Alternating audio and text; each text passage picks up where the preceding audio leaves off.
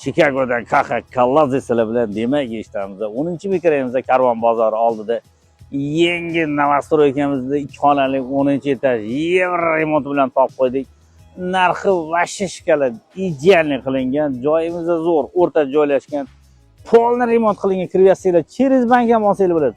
Narxi atiga 30 ming. Telefon bilan pastga ko'rsatib ketamiz. Bizga like, pasta qilishingiz chiqmas.